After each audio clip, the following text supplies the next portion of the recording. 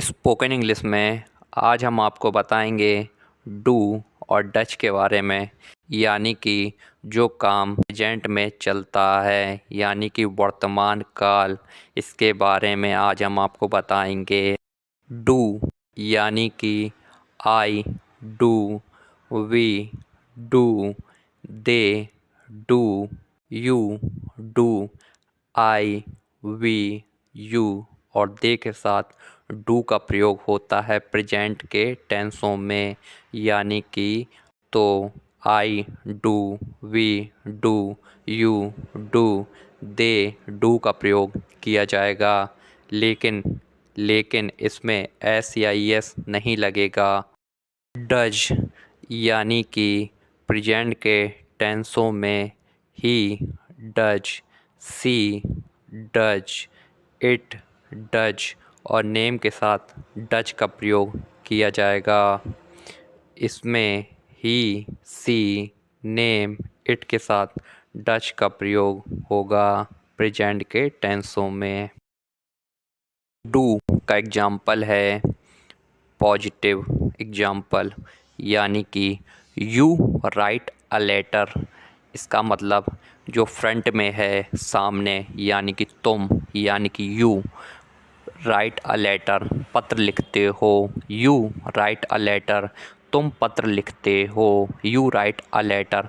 अगर इसका नेगेटिव बनाना हो तो बनाएंगे you don't write a letter तुम पत्र नहीं लिखते हो। You don't write a letter. अगर इसका इंट्रोगेटिव बनाना हो तो बनाएंगे do you write a letter क्या तुम पत्र लिखते हो। Do you write a letter. आपको एग्जाम्पल समझ आ गया होगा, आपको तीनों एग्जाम्पल समझ में आ गए होंगे। तुम पत्र लिखते हो, यू राइट अ लेटर। तुम पत्र नहीं लिखते हो, you don't write a letter. और इंट्रोगेटिव, क्या तुम पत्र लिखते हो, do you write a letter. ऐसे ही आपको स्पोकन इंग्लिश में बोलना होता है। You write a letter, you don't write a letter, do you write a letter.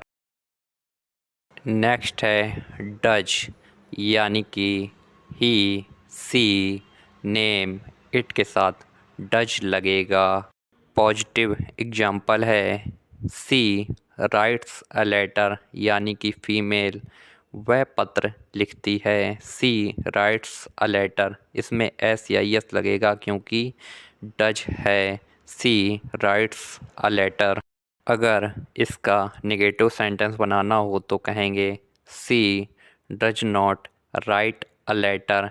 इसमें एस या यस इसलिए नहीं लगा क्योंकि डज आ गया, इसलिए इसमें बनेगा she does not write a letter वह पत्र नहीं लिखती है। She does not write a letter. Interrogative है, क्या वह पत्र लिखती है। Does she write a letter, क्या वह पत्र लिखती है। Does she write a letter. Spoken English में डू और डज में मनीष और श्याम की कन्वर्सेशन हो रही है, तो आप देखिए।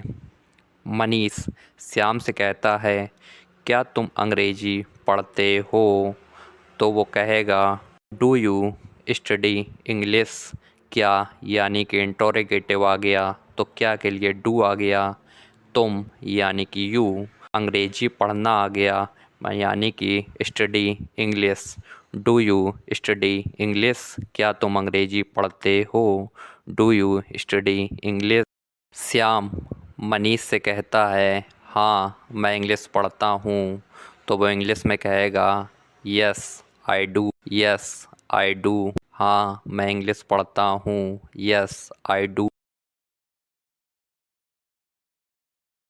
मनीष श्याम से कहता है क्या लता तुम्हारे घर आती है, तो वो कहेगा लता है तो डज का प्रयोग होगा।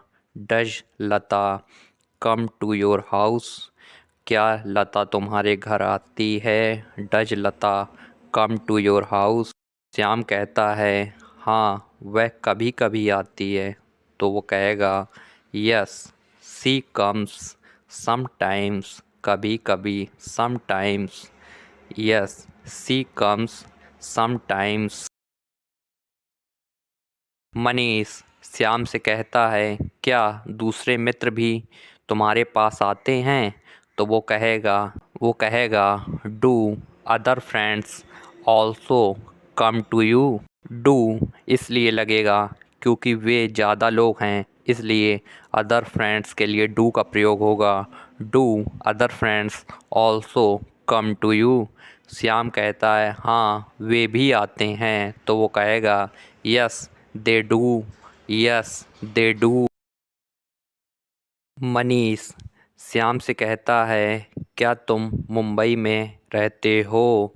तो वो कहेगा, यानी कि क्या तुम do you stay in Mumbai?